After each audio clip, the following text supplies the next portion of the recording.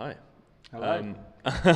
I'm Lucas. I graduated this year from Kingston Product and Furniture Design, and I'm currently working at Firecracker Works in Wimbledon, which is like a scenic design company. So we do windows for Harrods and Selfridges, and work with lots of fashion brands to make some quite weird stuff, but always quite exciting as well. Nice. Yeah. My name's August Ford. I'm a product designer at Notpla, which is a company co-created by Rodrigo Garcia Gonzalez, which some people may know from Kingston.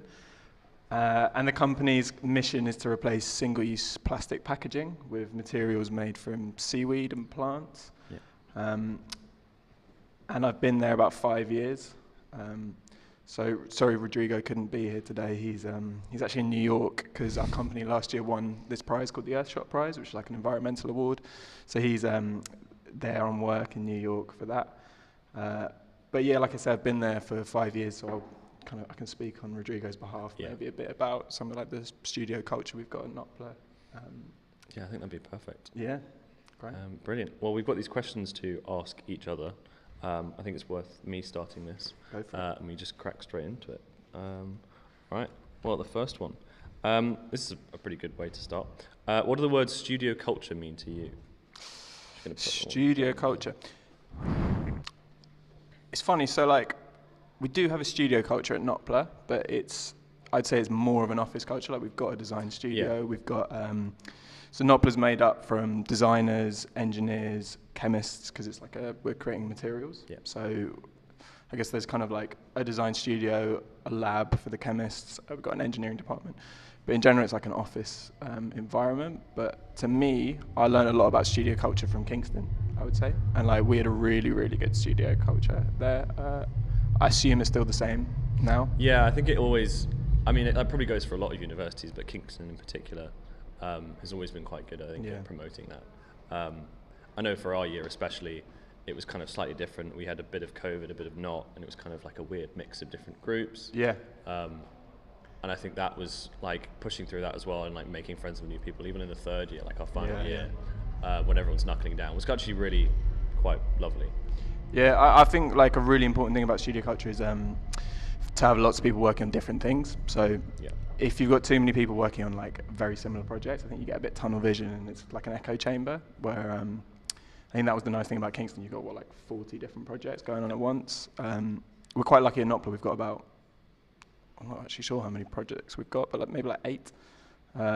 So that's quite nice. And obviously you've got multi like disciplines with the chemistry, engineering, commercial team. So you do get a lot of different influences coming in. I think that's like so beneficial, really. Yeah, I was actually going to ask that because I imagine there is a bit of like flow between the different parts. Like someone obviously has to, if you're managing or like project managing any of the jobs, I imagine some people have to go between the chemists and the designers and stuff just to kind of like communicate things. Yeah, so we've got a project manager for each team who sort of does that, but I guess everyone like also you have to be like not multidisciplinary, although you do a bit, but you have to be able to work with every team. So like for me as a designer, I have to be able to work with the engineering team to work out like what they need or what they kind of set the parameters for me to work in. Then I need to be able to understand from the chemistry team like the constraints I'm going to set them or they're going to set me. So like you really need to understand how everything works. You can't just stick to your field. Like even if you won't be working on it, you have to at least understand how all of it works. Yeah, that's something that even I've found in the short time that I've been working, which is just under a year now. Like the communication is something that's really important, and even when it doesn't work perfectly, that kind of just back and forth. I spend most of my time in a workshop, like hands-on, but I still need to go back to the studio, communicate with designers, kind of take things back and forth. I think there's always that kind of, the projects we do are really short, far shorter than the stuff that you do at Notpla. But there's still that kind of like phase where you're going back and forth, making decisions. Yeah, I'm sure it's really similar, just like much more sped up. You have to make a decision quite quickly. Yeah. But that's, I guess that's part of the fun of it. Great, You can't ponder on it too much. Shall I ask you a question? Yeah, go for it. All right, what are your thoughts on the following statement? Hybrid working is a good development for studio culture. So hybrid working is the work from home and studio. Yeah. That's what I take it to me. I don't know. I have kind of a love-hate relationship with it. I think for a lot of people it can work really well. Especially designers, if you're working on your laptop a lot more, it can be really good.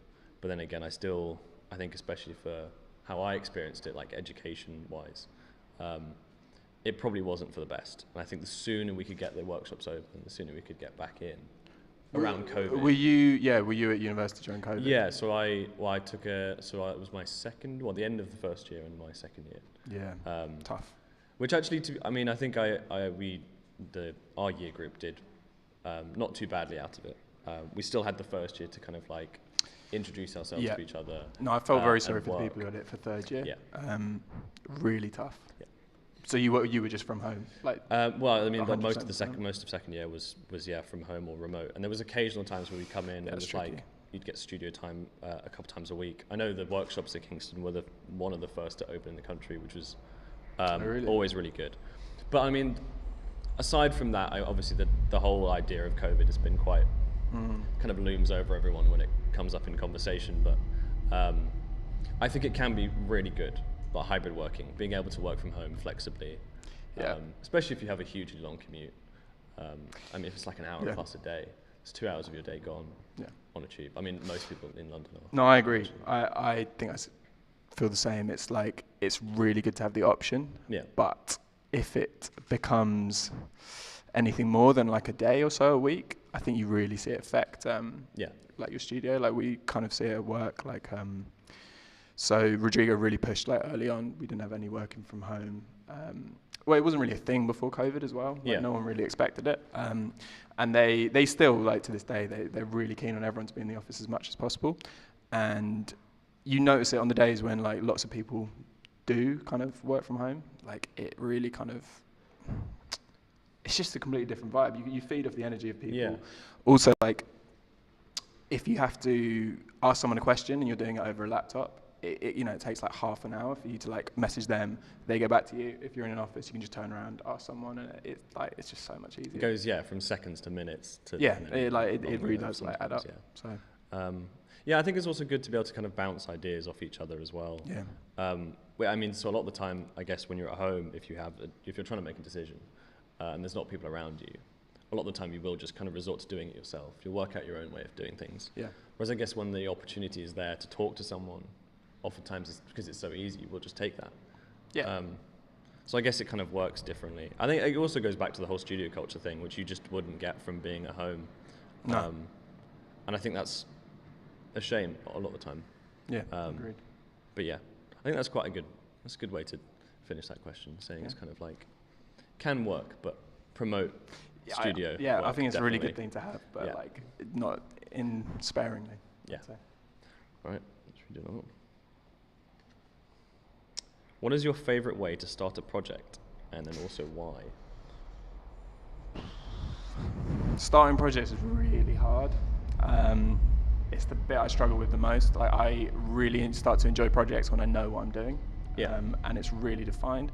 So my favourite way to start a project, I went to a seminar recently, and it was about the way that IDEO start projects, and it was quite interesting. So they talked about like how people brainstorm, and they have one person who's a facilitator. Yeah. So they basically are completely out of the project. They can't influence it. They can't come up with their own ideas, and they're just there to like facilitate the discussion. So they'll ask the questions, make sure it's like ticking over, but they won't like get there's no ego involved.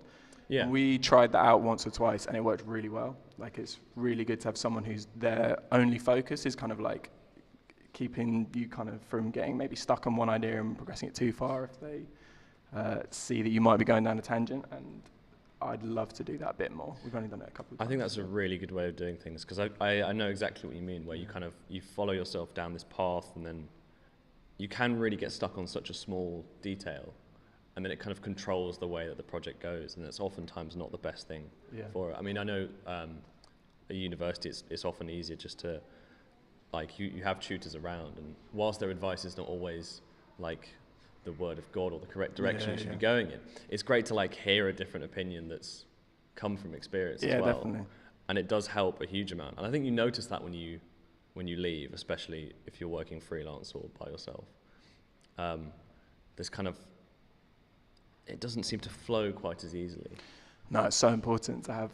It was really weird, obviously, like going from having Rodrigo as a tutor to having him as a boss, because it is a shift. Yeah. Like it is a different relationship, but I think it took me like 3-4 years to get out of like just seeing him as the tutor.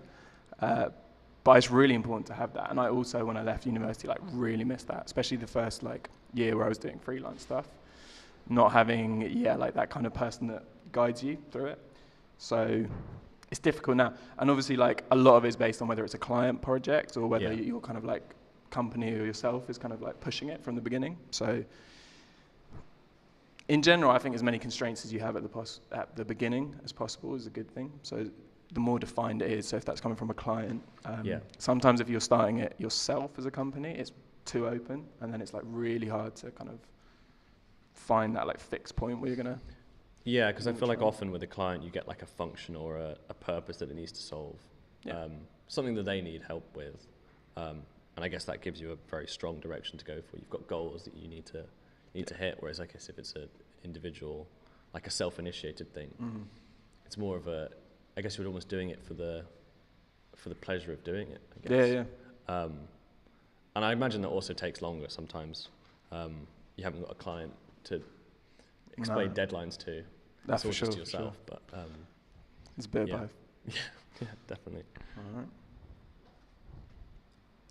right. What are your personal goals as a designer in the next 5 years? The next 5 years, I think this is something that I've been thinking about quite a lot. Partly because I've just started working. I know for the next year I'll be working at Firecracker. I've kind of just started to sign a contract and stick with them for a bit. But I think that my role within that, thank you very much.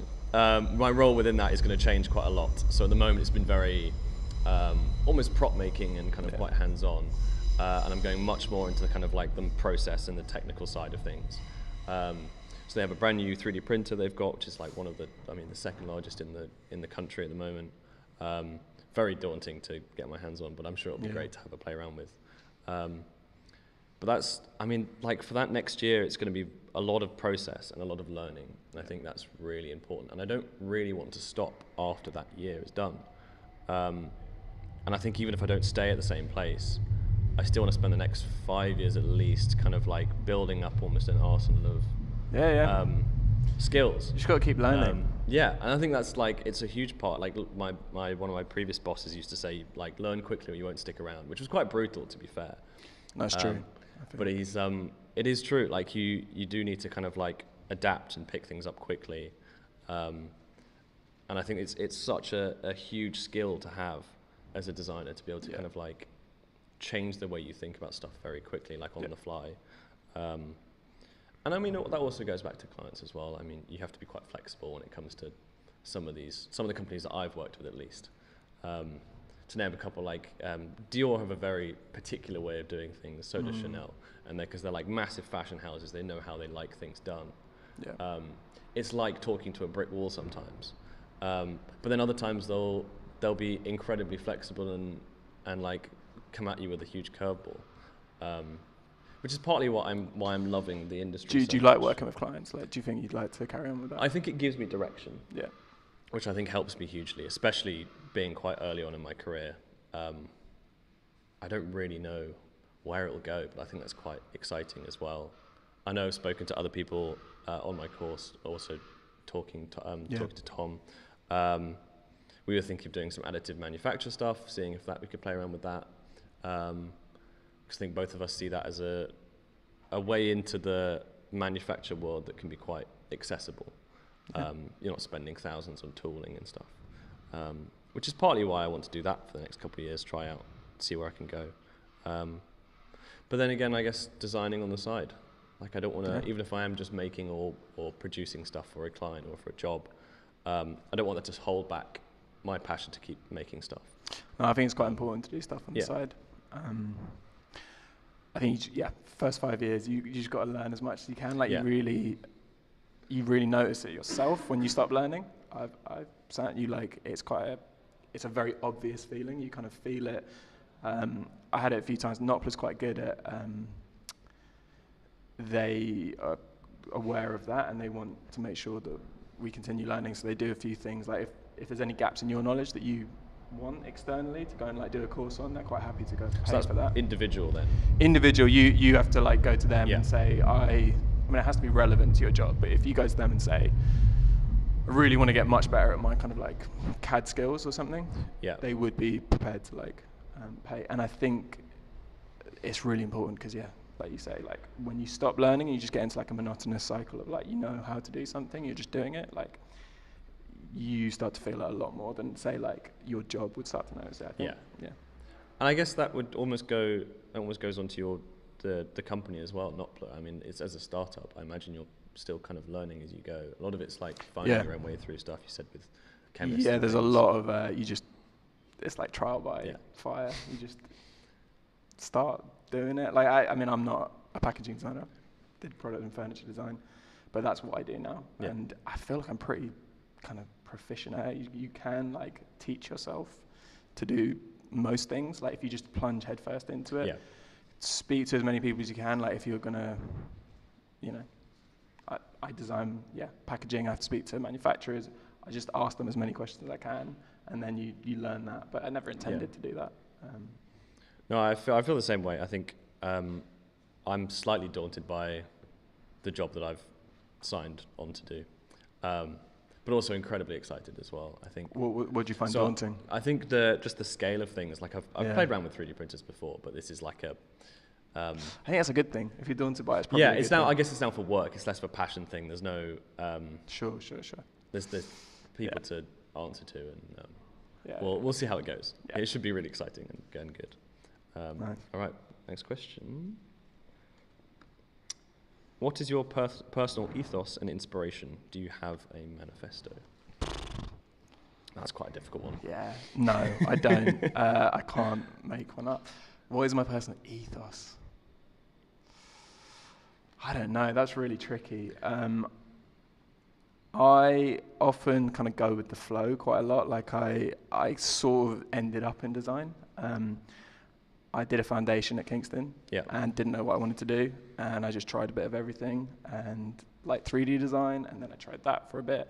And then a tutor kind of suggested you should try product design. And it's not an ethos, but like that is definitely the way I kind of have been. And it's the same with, did a few freelance things. Rodrigo said to me, like, do you want to come and help out on this OHO thing? It wasn't, I just went along with it, discovered a kind of like passion in it, and like really glad I did. But I don't have so much kind of like hard goals I want to hit and like pursue. Yeah. I like to kind of just go see along for the ride. And if I'm yeah. enjoying it, I like put my all into it. And if I'm not, I kind of move on to something else. I fully agree with you. I think that's a really interesting way of doing things. It's how my education's gone through so far.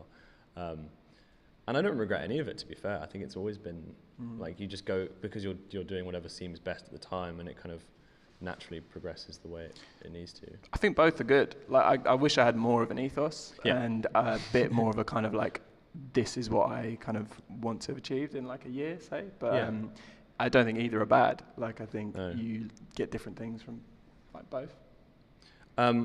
A kind of separate question on that, but did Notpla have their own kind of manifesto? Or yeah, so we've got values that we stick to. So Rodrigo and Pierre. It came from early on. Rodrigo did a project with IKEA, and he went, and IKEA have like really rigid values, and I think they were saying also, I think Amazon have like really rigid values. It's like they have 29, and it's like you only get hired against them. Stuff like that, and like every decision process is made on them. So it's nothing like that. It's not as rigid as that, but we just had a values day, so I should know them better. But they're all kind of values like nature knows best, we work better together, just like things that sum up how we like to work at Notpla. But that oddly goes along with kind of what you said personally as well. Nature knows best. I guess it's kind of like going with the flow. You let things progress as they want to. You kind of let it direct itself almost. Yeah, exactly. And it's all about like making sure that you remember why we're doing it. So another one is kind of what was it called? urgency to act, was it? No, that's not the one I'm thinking of. But they're just good ways of like reminding you why you're here. Sorry, we design true solutions. That's one of them, and that is the one I find the most useful. Is to kind of like keep that in your mind, because like when you got clients going, we need to cut costs, we need to do this quicker, cheaper.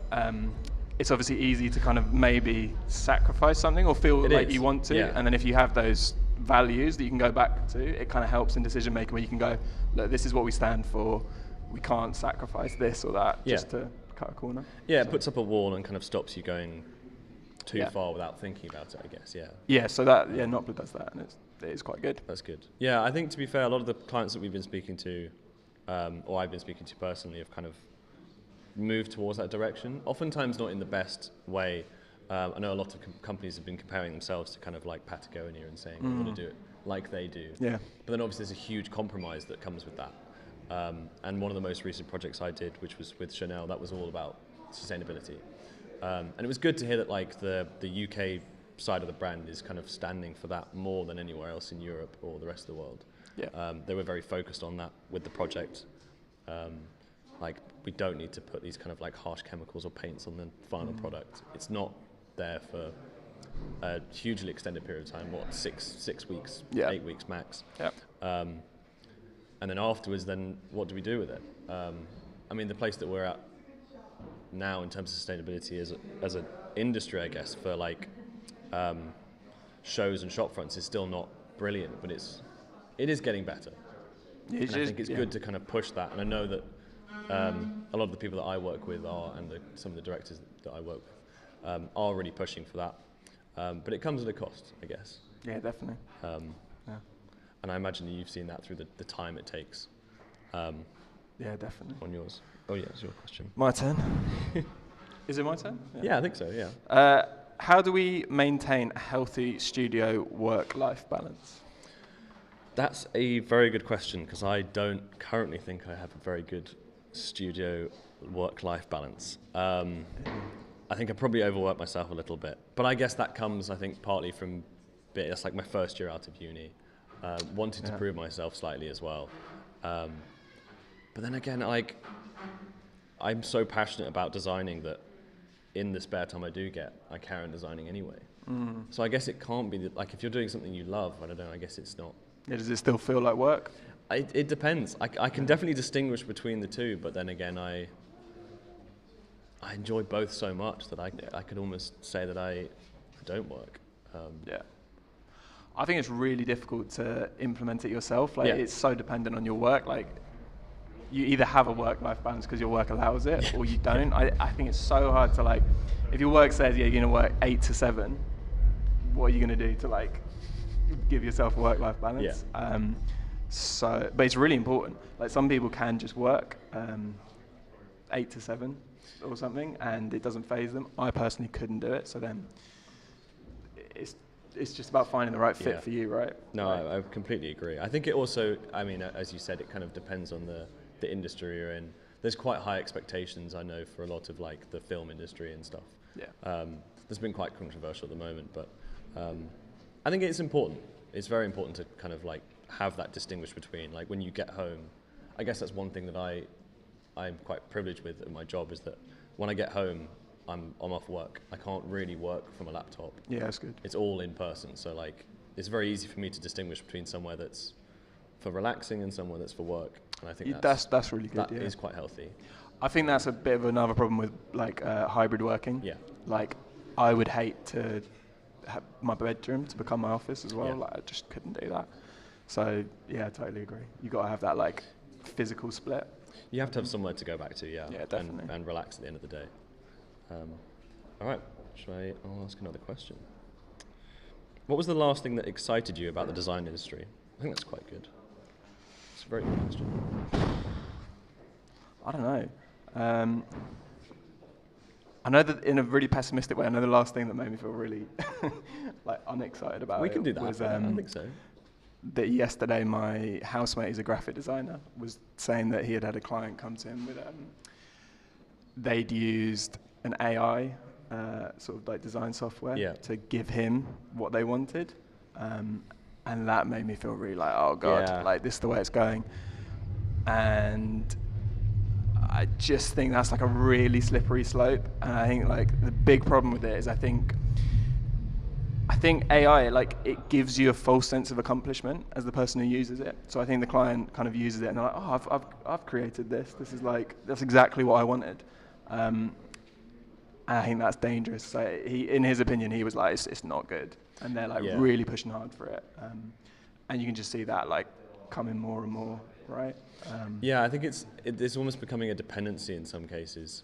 And I think the other side of it that's not particularly great is it's incredibly easy to access, and get you like an early step in that kind of like, I guess, in graphic design, as that example goes. And while I think that can be really good, it also removes any of the kind of like the work that comes with that, and like you feel proud a lot of the time after a project goes incredibly well, or you spend time kind of like focusing and labouring over the details. And there's just none of that, and it's weird because you can still distinguish between the two. Yeah, you can now. But it's getting like harder and harder. It's gonna get bad. There's still it's not something you can always put your finger on, but you can kind of just tell that there's something slightly off about.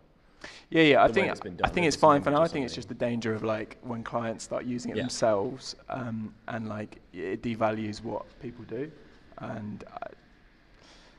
But anyway, I mean, I feel bad putting a pessimistic spin on that question. Like, the last thing that inspired, industry-wise, I don't know, but like, I had a conversation recently with Rufus, who might have been in your year actually. I think the year above. He just joined Notpla. He on the side designs jewelry, which I didn't know. Yeah. And just chatting to him about how he learnt it, just taught himself it over lockdown. I found that quite inspiring, just in the idea of like there's so many things out there that like I've never considered doing, but you probably could just pick it up. And that I'd love to do something like that. I don't know if it's jewelry specifically, but just the idea of going, okay, like what's the next thing I'm gonna kind of. Yeah, I agree. It's nice to kind of have that like accessibility in the industry. There's not many things that you can do quite that easily. I guess like you buy a 3D printer and you can just like manufacture your own product straight away. Yeah, and the fact that you've got like access to all those machines, that's going to be like, you should just, I don't know, see what you can do if you're allowed to. I've got like 3 months of testing ahead of me, so yeah, I'll exactly. have plenty so you should of just things like to be work making. out stuff you want to do, and then just make them. Yeah, I think that's also partly like I mentioned additive manufacture before. That's something that excited me. Tom got a bamboo printer. Doesn't print bamboo, but I think that's just the brand. Cool. And the speed of that is shocking, and that made me quite excited because it was in like a good way, shocking. Yeah. As in, so he like you set up your print, and I mean from the ones I've used before, you expect it to take like 12 hours, but he would like put the components he needed to print onto print, have dinner, come back, and they're done. Yeah, wow. Which, to be fair, for like the rapid prototyping that it's used for, is incredibly good. Because it really. I love 3D printing for rapid prototyping. Yeah. I don't love it when it's for finished products for some reason. I just don't. There's a bit of a. I don't know if taboo is the right word, but there's like a conception about the way that it looks. Yeah, I'm sure it'll get better. Slightly off. I think everyone's so comfortable with the tooling and the kind of like the flashing you get with injection molding. Yeah. There's kind of like you go back to that because you can have texture and it's like it feels. It's also the nice thing about it though, that it's got a different texture. Yeah. But yeah, that's what excited me. So I guess I'm going in the direction I'm interested in. So that's good. Yeah, that's good. That's good. Is it mine? I think it might be my question. Name 3 things from your studio you can't live without. One of them's a scalpel. I use a scalpel a lot. Don't know why.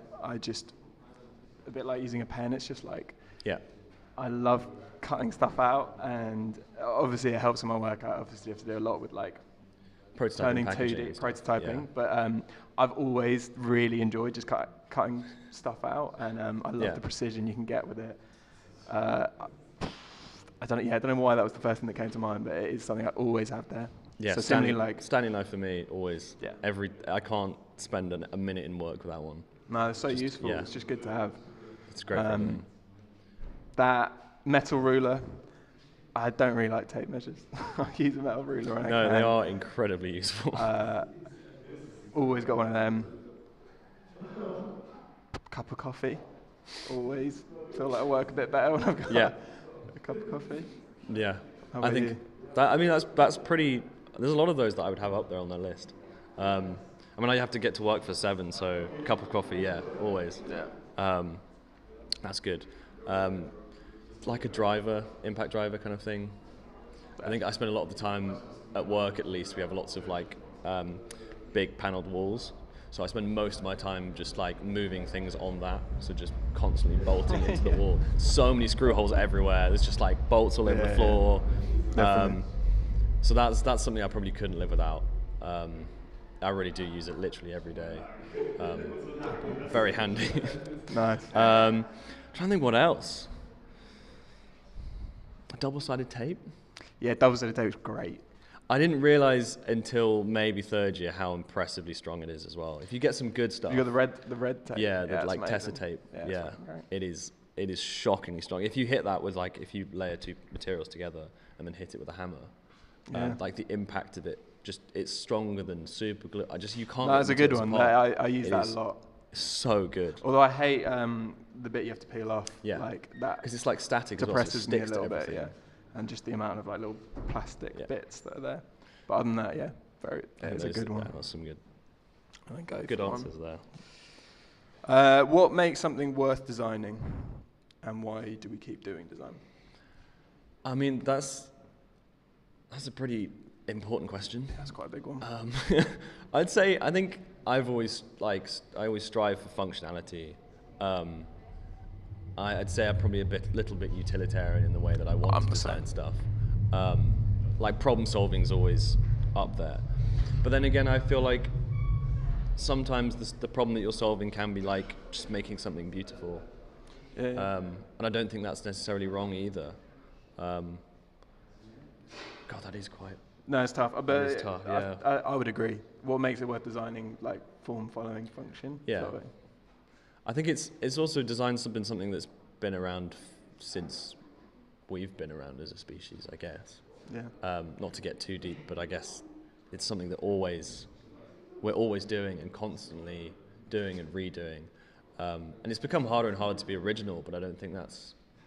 Yeah, definitely. I mean, I don't think that's a problem at all. But I don't think that's a problem. You just keep taking inspiration from like. I think everyone's taking inspiration from the same thing. We're just like reproducing it in a kind of updated better way, and there's nothing wrong with that. I think that's a really good thing. But also in a way that fits the world in which it now lives in. Yeah. I guess that same goes for fashion brands and fashion trends that keep coming up. I know you get like 70 stuff coming back again, or like. I think exactly like you said, problem solving is like the key thing. Like if you're not solving a problem, there's no point. Well, not no point, but like I am similarly like I'm not as interested in like aesthetic design. Yeah. If it's solving a problem or like serving a purpose, then that kind of like interests me a lot more, and it kind of allows you to kind of focus everything towards it. Like you can make something aesthetic and around like what it does, and I think that's a lot easier to do for me than if you're like just setting out to make something pretty. Yeah, I feel like it's easier to almost. I mean, I hate to say it, but judge a product. In that way, I guess if it's something that's beautiful, it's incredibly subjective then. And it becomes about whether or not you appreciate it. Whereas if it's solving a function, it's quite easy to measure how well it does that job. Yeah. And then I guess it's easier to work out the success of a project then. Because it doesn't have to be measured in how many, like, what quantity you sell of an object. No. It can, like, a successful product can be just something that works incredibly well. No, and also that's a very personal thing. Like, it can be an aesthetic. That's really, and most furniture, like that we learn at Kingston, we make the furniture because we're like, I want to make something that looks really nice and do that. So there's nothing wrong with it. It's just like, personally, that's what kind of, I guess it goes back to the kind of like your own personal manifesto of things, I guess. Yeah. That we both want things to be functional, and I think that's. At the end of the day, that's kind of what I strive for. But you wouldn't want too many people all doing functional stuff. Because everything just wouldn't, there would be no character to everything. No, exactly. You need a bit of a balance. What would you like to see change within the design, craft, or creative sector in the next 10 years? And then, I guess as a secondary question, or the next 100 years? change. Well, working in like the sustainable field, I'd like to see a lot more designers go into that. Yeah. Because it's the big problem that we're going to have in like the next 100 is, years, and I think there's quite a lot of like token design going on around it. Like I've been to a few events recently where they're like, the purpose of the event is to like raise awareness for like climate crisis, and you're kind of like, I think everyone's quite aware. Like I think time could be better spent if we're all like trying to, I don't know, solve it. That sounds a bit. I mean, like, I know what you mean. It does oftentimes come across as an advertising ploy. Yeah, and we see that quite a lot. I think at Notpla, like companies using us for like a one-off, and they want to kind of like show that they're interested, but there's not. You don't get the sense there's like a long-term ambition.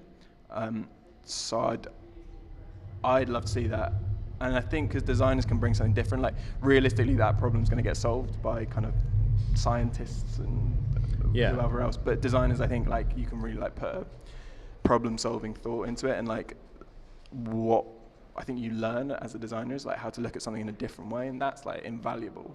Yeah. I think that's why we have designers at Notpla, say, as opposed to just chemists and like engineers. So I'd love to see more of that. But how about you? It's good to get. Well, I think we're in a position where we can get not a solution, but like a benefit to the problem, I guess, in the hands of people far easier than scientists and other people that are tackling it on a much larger scale, which is nice because then it becomes like more of a social thing. We've got that ability to kind of push it to people and like let them make the decision.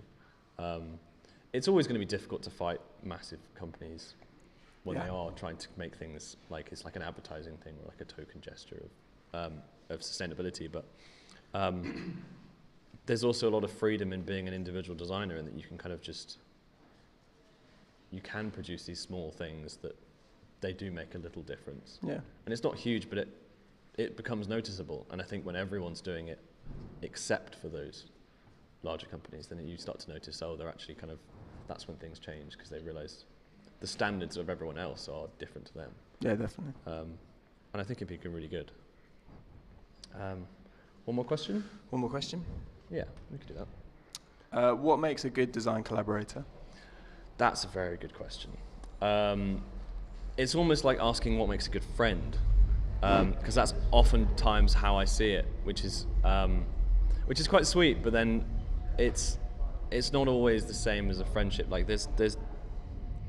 you need to be able to constructively criticize each other. I think. Yeah. I think that's a really important thing, and it's often very difficult with people you're close with. Yeah. To be able to distinguish between that. And I've noticed that a lot with a lot of younger designers as you're kind of growing up in the industry, being able to distinguish between personal criticism and like criticism of your work can be hard, but I think that's really important.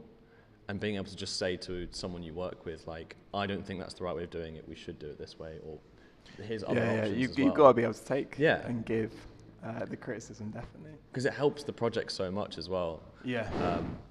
I know for me, especially, the client can be quite a difficult collaborator to work with sometimes. Yeah, definitely. And it's like, I guess you change the way you word things almost. You word it like a suggestion. Like, we recommend that it's done this way, or like, if we were to do it, we would do it that way.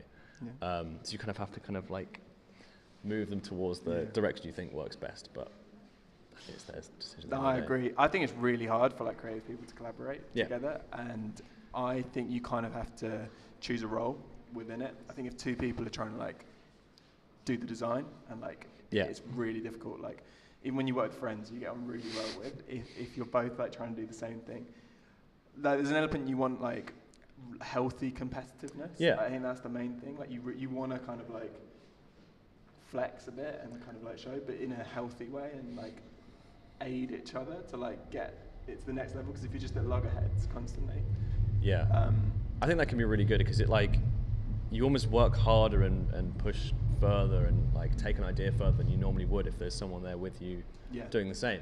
So in that way, I guess like collaborating almost isn't the best way to go for it, and maybe unless you kind of follow a couple ideas early on and then pick one eventually as it kind of comes to that decision point. But yeah, I see what you mean. If you let it go too long, you do start to butt heads, and then I think You can do it. You just need to like decide what kind of role within that you're both going to do. Like, Yeah. How we work in Notpla, like, if I'm working closely with a chemist, they're still part of the design process. They're just giving like a separate opinion on it. And if I tried to get involved with like doing the chemistry, they would obviously kind of be like, "What are you doing?" Yeah. But I think it's like really important. You collaborate like best together. I would say when you're both slotting together and like giving a slightly different. Yeah, like different sides of the same thing. Yeah, I agree. Yeah, because then you're experts in your own field, and then you could kind of you turn to each other for advice for each part, and you kind of I guess you cover each other's weaknesses then as well. Yeah, definitely. Which is another important thing, I guess. Especially when it comes to projects that do actually eventually go to being finally produced. I know a lot of the stuff at university, I guess, is oftentimes easier that you can kind of, I guess you could explain it that like, this would be produced that way. Yeah. But when it comes to actually doing it, you do need the expertise, you need the time and the people that know what they're doing when it comes to the eventual manufacture of stuff. Yeah. Cool. All right, perfect. I think that's about time. So thank you so much for watching. Right. Thank you everyone for coming. Thanks.